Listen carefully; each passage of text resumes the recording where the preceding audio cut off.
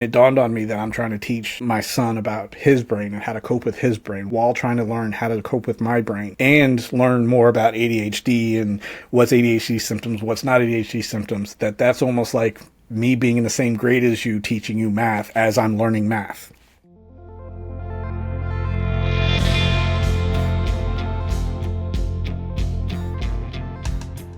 This is ADHD Aha, a podcast where people share the moment when it finally clicked that they have ADHD. My name is Laura Key. I head up our editorial team here at understood.org.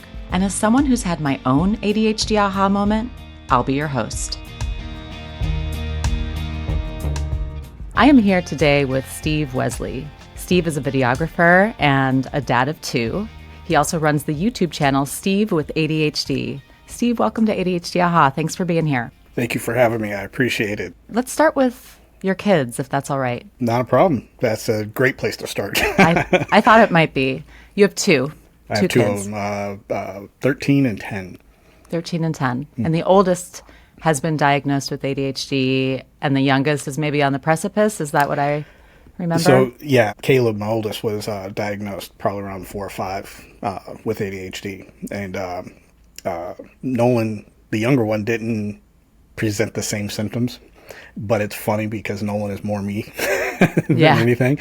And so it's kind of a shock on how I didn't notice it, to be perfectly honest. But I mean, right now I'm in the process of filling out the paperwork and stuff like that to get him diagnosed so that he could, have the opportunities in school and stuff like that he needs. Can you talk me through what happened with Caleb first? So he wasn't talking as much as on the average scale. And so they wanted to make sure that there was nothing neurologically wrong with him. So they kind of referred us to a neurologist. And by the end of it, it was just pretty much, it's classic ADHD combined type. You had an aha moment that was related to how his assessment was written up. I think it was like a couple weeks prior to actually getting the written up assessment back from the doctor. My mom gave me a big box full of my report cards and a little awards that I won in school or something like that. I ended up finding this assessment because I was assessed with a learning disability. And so they were assessing me for a learning disability. There's a section on both of the assessments that was the parent's concern. And my wife at the time was reading that section of, doesn't pay attention, is always like, making jokes and, daydreaming and stuff like that. So I looked at her and I was like, are you reading mine? And she goes, no, this is Caleb's. And I was like, well, yeah. Wow. So apparently I gave it to him because this is exactly what my parents said to me. So, or said about me. So, but it would be a few years before you got diagnosed with ADHD. Is that right? Very much so. My wife would actually, joke around about this. So I got diagnosed twice by the same therapist within 6 months. Oops. Wait, what do you mean? Did they forget that? No, I did. Oh, wait, what? January was when I, got to this new therapist, and we got a real good rapport going on and stuff like that. And then, we're talking about childhood, we're talking about the symptoms, we're talking about my daily life and all this other stuff. That goes on for months. Like, like I said, probably July, August, September timeframe. I had a really, really bad day. I mean, it was a bad day, and it just so happened to be on the same day as the therapy appointment. And so I get on there and I'm just kind of rambling on about all this type of stuff, things I can't do, things that went wrong, things that I can't adjust to, the fact that I was late and all this other stuff. And I ended up yelling at her, like, I need to know if I'm diagnosed, because if I'm diagnosed, I could do something about it. But if I'm not, then I got to figure out what this is. And I don't know how she kept a straight face, but she kept a straight face. Steve, you've been diagnosed since March. Wow. And you told me? You did tell me this, right? She was like, yeah, why do you think I keep talking about medication and stuff like that? I'm like, oh, wow, Steve. I was like, well, if that's not an ADHD thing to... I mean, that's about as meta as you can get. Right. Yeah. Right. So was it a relief when you relearned? It was almost like I related it to, the stages of grief that you hear about, where it's like at first grief is a little differently, obviously, but at first when you're diagnosed, it's like things make sense. But then it does go into like, anger a little bit, frustration, because it's kind of like, well, if I was diagnosed earlier, what would my life look like now? I mean, would I be anxious? Would I be, all up in arms, all disorganized, or would I've been able to fix it, that type of thing. And after a while comes acceptance, and you just kind of try and move on and try and, figure out what works for you, what doesn't work for you, and just keep moving on. Knowing that all those things that do work for you and doesn't work for you sometimes change, so sometimes you got to go back and do a system that didn't work for you, but do it now because it might work for you now because things just change. Yeah. It's like a living organism. Yeah. That's a good way to describe it. Steve, a lot has happened since then. Is it okay if I ask you about your wife? Sure, as long as you give me a little bit of time. you take your time. You were just talking about the stages of grief with diagnosis, and I know that you're very well acquainted with grief. Yeah. You did lose your wife last year, is that right? Yeah, March of 2023 is when she suddenly passed. So I'm so sorry. I appreciate that. ADHD can make it hard to cope with grief. It's already hard. It can make it harder. Before her passing, I'd always read and hear about other people's stories about, like, people with ADHD feel 10 times more than our neurotypical counterparts. If you love somebody, you're in love with somebody. It's like 10 times more. If you're frustrated with somebody, that of course goes into emotional dysregulation as well, but you're frustrated with it. It's like every emotion can hit definitely harder than others. So I'm not here saying that my grief hits harder than anybody else's grief. But it does hit hard, especially the relationship that my wife and I had. But it's okay it is harder for you. It is really hard, the managing of emotions when you have ADHD. So, I think just, give yourself that grace if you haven't already. I could give myself so much grace, but my worry is how much grace is the world going to give me? How many times does a friend have to text me before they stop texting? How many times do I have to mess up at my job before I get fired?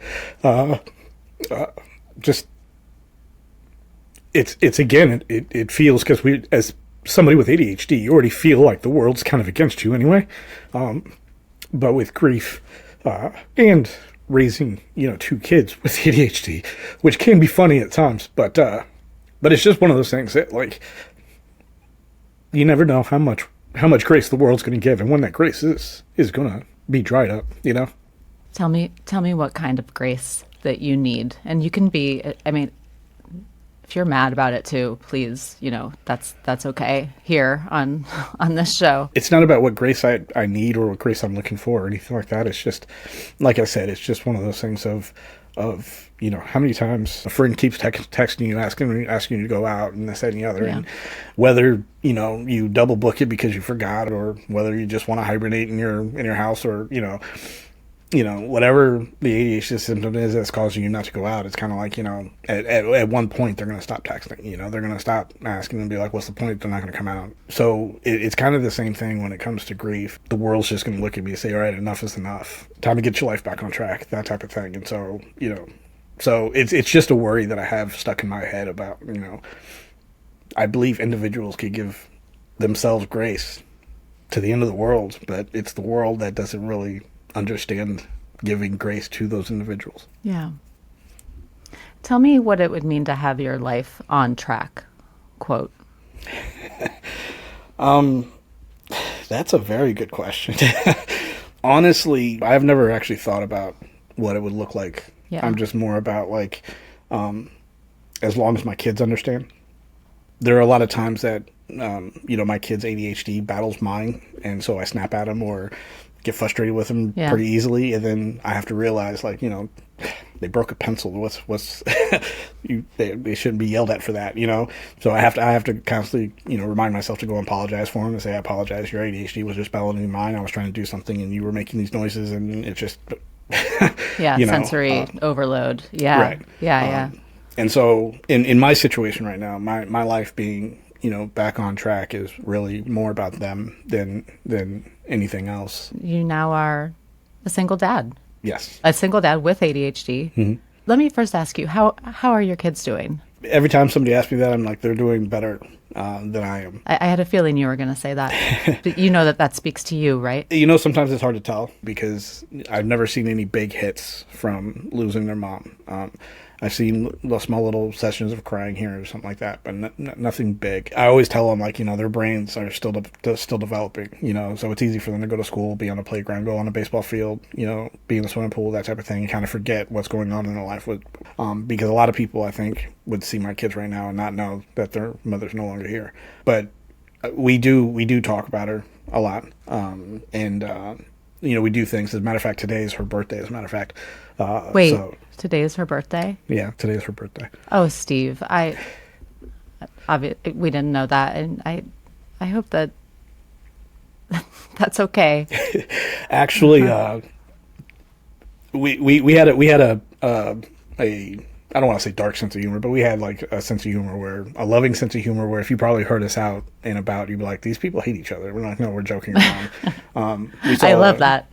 We saw but when we were getting married, we saw a demotivator poster that had a couple walking on the sunset of the beach, and it says we were meant for each other, and then at the bottom it says most likely as a punishment.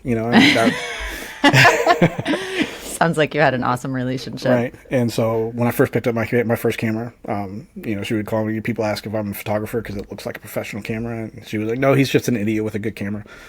15 years later, when I'm producing some pretty good stuff, I'm still an idiot with a good camera to her. So, but I know she's proud of, not only my channel, but my photography and stuff like that.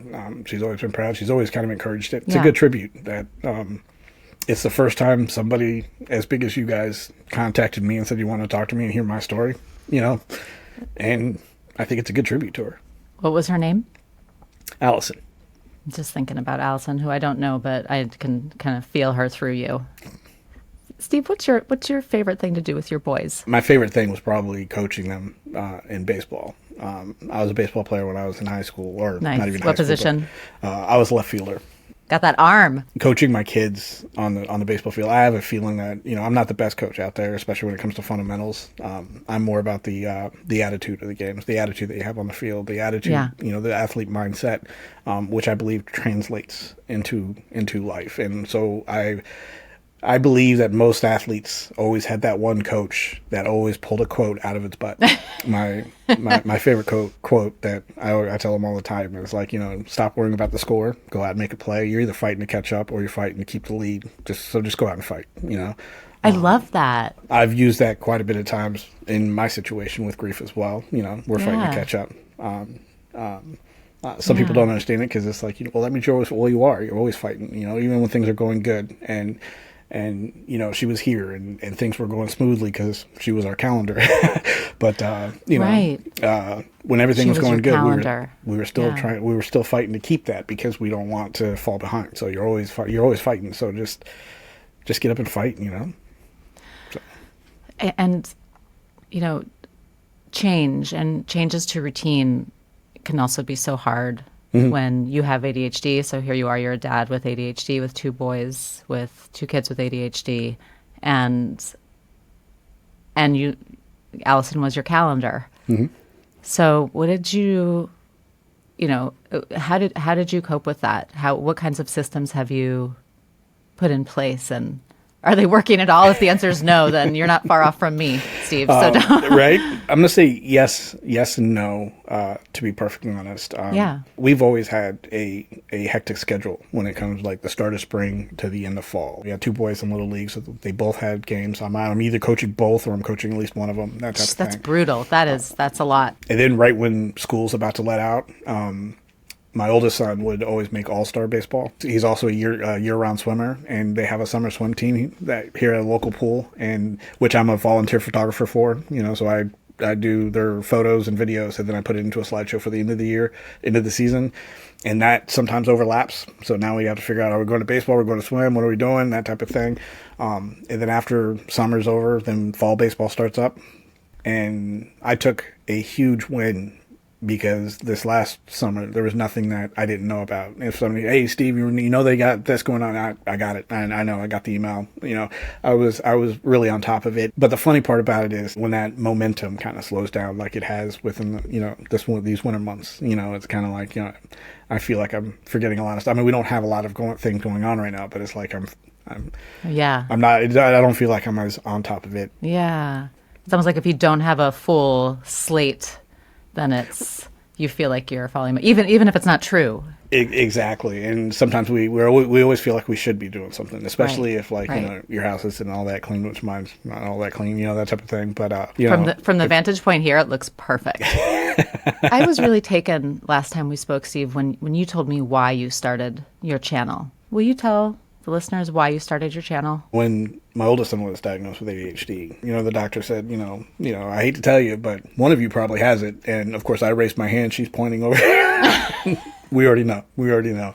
It fit, to be perfectly honest. It's kind of like I really enjoyed the dynamic that, my wife had a lot of the day-to-day things going on, the calendars going on. She reminded me about, a lot of things that were coming up and this and the other. And sometimes when I was in that ADHD drought of just not being able to push myself, she would at least be there to hold me or to maybe help me out and do it for me or something along those lines, or do half of it for me, something like that. But one of the things that it was difficult for her to do was talk to the kids when they need talking, not necessarily disciplining, but if one of them's upset and stuff like that, it was hard for her because she just didn't understand what was going on, and so a lot of times I had to step in, and so I was the one that was able to talk to him, because it took a while, especially for Caleb, because I had to tell Caleb I'm just like you.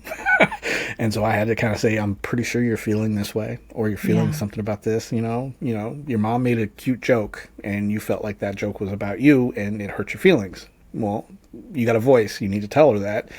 But at the same time, your feelings are valid, but now you're feeling kind of like you're not as smart as you are, that type of thing. And so once I started saying things like that, saying, oh, well, Dad does kind of get me, it kind of opened up a little bit. So I was able to talk to him, and it dawned on me that, I'm not only just diagnosed, my kid was diagnosed longer than I was, right?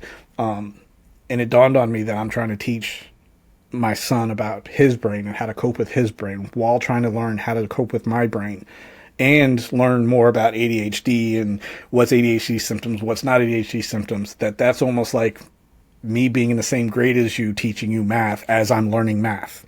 I mean, it's just, it's I've always had a thought that one day my kids are going to come up to me and go, ADHD or not, just come up to me, why'd you do that? That really kind of messed me up. It's hard for me to go to work and use my voice to my boss because you did this, that, and the other. And, my first thing I'm going to tell them is I'm sorry. My intention wasn't that, but intention does not relieve you of harm. I caused harm, and how can I do to fix it first off, And a lot of it did come around to ADHD. Like, why didn't you do this? Or why didn't you do that? And I think to get a better understanding of me, I was starting to make these videos so that I could tell them, like, you were diagnosed at this time. I was diagnosed at this time. And these videos, you could tell that I'm pretty much trying to learn about my brain while teaching you your brain, while teaching your mom about all of our brains. I mean, it's very difficult. And so it's kind of a legacy type thing of just so that they could understand he was trying his best. He was trying to do the right thing. He was trying to, learn about his brain so that he can teach us about our brain. And so that's pretty much why I started the ADHD channel. Do your boys watch your videos? Do you know? Yes, they do. There's a couple of them that they love and think is funny. Oh yeah? Which ones? There's been a couple of them that I've duplicated myself, and one of them that they love is I can't exactly remember the title, but I think it's like it's exhausting being normal, or it's exhausting acting normal, something like that. But it's basically the different masks that people with ADHD kind of put on, and so I dress myself up as if I'm the real Steve coming in and having a meeting with all my masks and trying to get everything on track, and I sit there and I start off with like work. We got a presentation coming up, so I believe Mr. Perfectionist and Mr. Intelligent, you guys got that taken care of, and now they're arguing back and forth because Mr. Intelligent has ideas, Mr. Perfectionist wants to like concentrate on all those ideas, and then Space Cadet comes up and comes out with something, Space Cadet. Space Cadet comes in, gets all the credit, right? Yeah. Well, I feel bad because I'm kind of putting him down a lot, because I'm like, you know what, guys, you guys need to figure out how to work together, right? Space Cadet, you need to stay home. I don't need you doing your thing while we're trying to answer some questions. And the one part that they love is, I said, all right, next on the agenda is baseball, right? And I was like, in Space Cadet, you need to stay home, all right? Last week, you zoned out while I was trying to coach third base and you cost the kids the game. Sounds like you really enjoy it. They definitely enjoy, those type of times. There's a couple times that Caleb has kind of come up and asked questions about a video that I've done, whether it's serious or have those little quirks and, fun type of things going on. As a matter of fact, there was one time that Caleb was like, you're up to 500 subscribers. You're up to 1,000 subscribers. Let's get that number up, everybody. Steve with ADHD. We'll put a link in the show notes as well. Do you ever talk with your boys about the ADHD superpower or not conversation? For quite some time now, I have been trying to figure out how I want to answer that question, because there was a time when that's all I saw on social media was ADHD is a superpower, so it's like half of us think it's a curse, the other half thinks it's a superpower. I think it can be a superpower, but I also think that there's something deeper. It's more about your support system growing up, whether you're diagnosed or undiagnosed. If did your parents support you and encourage you in all of these different ideas and activities and interests that you had? I believe a lot of it has to do with how is your support system, and even how is the support system you've built around yourself today, whether or not your ADHD is a superpower. Like I said, I think I may have a superpower of, even to people sometimes that I've just met, of quickly learning about a little bit of how they think, and then maybe taking something that they have mentioned, an interest of theirs, and basically kind of see something about them and then take something about them and relate it so that they could see the other side, or that they could see a different perspective on it. And so I do believe that sometimes it is a superpower, but again, it's going back to in my view, it's going back to how much grace does the world have for us, Yeah. We might have a superpower here and there, but that's not the superpower the world wants right now, so. Right. Or if you have a superpower, why is it so hard, right? Right, exactly. Yeah. And so I don't necessarily believe ADHD is totally superpower or it's a total curse. I do think that we tend to, as human beings, tend to look at the worst things. It's kind of like bringing home a report card with 4 A's and a D. Yeah. We're not going to get praised for the 4 A's. We're just going to get talked to about the D. So we're always looking at that bad section rather than the good. I appreciate your approach, that nuanced approach to thinking about it, though, and yeah, there are pockets of superpowers potentially, right? I can see that. You're a very perceptive person. I can imagine what you just described as potentially being your superpower. I see that in you, for sure. Well, like I said, that's a lot of my quotes, to try and get the kids to understand the athletic mindset, to go out and make a play rather than worry about the end game right now. So I think I've learned that throughout coaching, as a matter of fact. It's just sometimes I'll say something like, I don't even know how I knew that one, Yeah, coaching, so.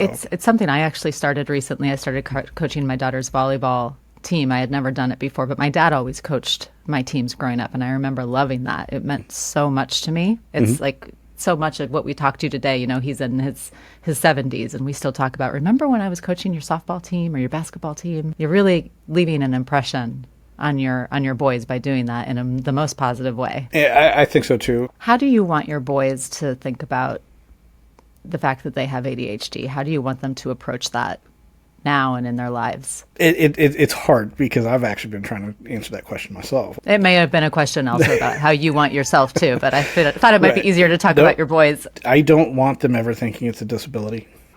I think that the world perception on it is a little off. This isn't my quote. This is not. I don't even know who I heard this from or where I read it. But it's not a deficit. It's an abundance. And we just don't have the filters to filter out those the things that's not needed at the right time. And so, so there's a lot of times when I'm in a restaurant and I could just hear clanging of I could hear the air conditioning, I could hear clanging of the forks, I could hear 3 tables down a conversation, or at least the voices of those, and pick out whose voice is whose, and I'm just hearing all this stuff, and I'm trying to pay attention to my boys talking to me at the table. But I also don't want them thinking that, well, it's something I have, so I might as well just accept it and not do anything about it. I want them to be able to achieve their goals, but also be creative in how they get those goals, because sometimes you're not going to be able to just write a to-do list. You're going to have to, do something else to try and achieve those goals. So Right. I want them to believe that it is a part of them. It's not something they can get rid of, but at the same time, I don't want it defining them. Yeah. Even though it's a lot of what we talk about, so it sounds like I'm defining myself with ADHD, but I'm not. A lot of times when I talk about ADHD, it's usually, it feels like it's an excuse, but it's not an excuse. It's just a reason why, Yeah. And so Yeah. it's a little difficult because, sometimes they have to give themselves grace, like you said, and say, yeah, I messed this one up, and other times they gotta I messed it up, but I gotta push forward. I gotta go. I gotta get it done. I hear echoes of what you were saying in terms of, I mentioned give yourself grace. You talked about that, but then also what about the rest of the world, right? It's a really hard balance when I find when you have ADHD to understand when okay, that was my brain, but I still have to do something about it. Right. I struggle with that every day. Allison would be proud of you for she'd probably say something snarky to you first, right? Oh yeah, definitely. But she, you're doing so much for your boys and it seems for yourself, What do you think she would be most proud of? I would probably have to just say that the fact that I always harp on this quote, but I have other quotes, believe me. But I gotta say that it's my fight quote. It's the fact that I still get up and I fight. It's very easy for somebody, ADHD or not. It's very easy for somebody to not get up in the morning, even if you have kids. There's people out there who have kids, and a lot of people would tell me at the time, well, I understand you're getting up out of bed because you have to. You got 2 kids. I'm like, yeah, but that's not my first thought in the morning. I mean, it is obviously because I have those 2 kids, but there's just something that hurts deeply in getting up in the bed, getting out of bed in the morning, and so you have coaches, you have other people that give you quotes, but they don't necessarily live by those quotes, I guess you could say. And I think she would be proud that I'm attempting to live by that, by fighting to catch up for my kids. And yeah, it's not as good as she did it, but at least it got done somehow, Or if it's missed, then I didn't miss it the next time or something along those lines. So I think she's proud that I'm fighting to catch up, and at one point, hopefully, I do catch up, and I think she'll be proud that I'm going to fight to keep the lead. So, I think so too. Steve, throughout this conversation, I've tried to be really mindful of my station, knowing that I'm not a professional anything really, and that we've met, but once before this, and only ever on video. So I'm trying not to pretend that I understand what you're going through or that I have any answers that you haven't already thought of. But I do want to say that, and I'm really not trying to be saccharine or overly positive, but you're doing such a good job. I'm really moved by how you're approaching everything. And I know it must be so hard every single day. But I just think you're a really wonderful person. And we talked about what does the right track look like. From where I'm sitting, this is what it looks like. So I just wanted you to know that.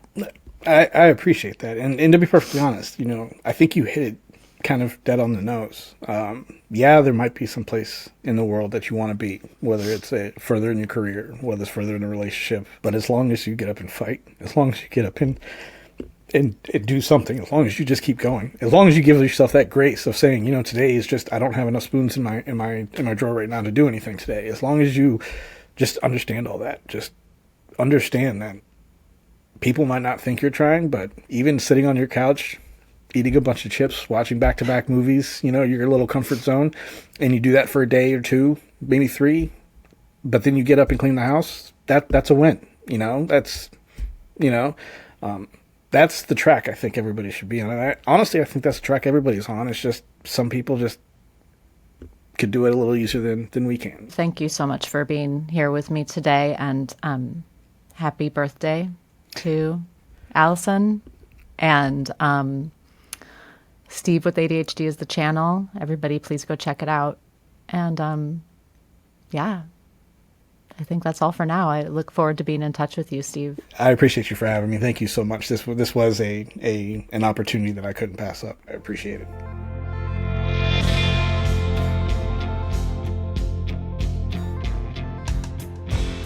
Thanks for listening today.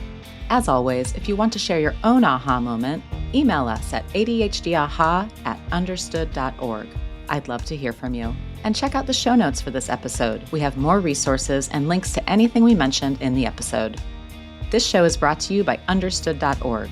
Understood is a nonprofit organization dedicated to empowering people with learning and thinking differences like ADHD and dyslexia. If you want to help us continue this work, donate at understood.org/give. ADHD Aha is produced and edited by Jessamine Molly. Say hi, Jessamine. Hi, everyone. And Margie DeSantis. Hey, hey. Our theme music was written by Justin D. Wright, who also mixes the show. Samaya Adams is our supervising producer. Brianna Berry is our production director. Neil Drumming is our editorial director. From understood.org, our executive directors are Scott Koshier and Seth Melnick. And I'm your host, Laura Key.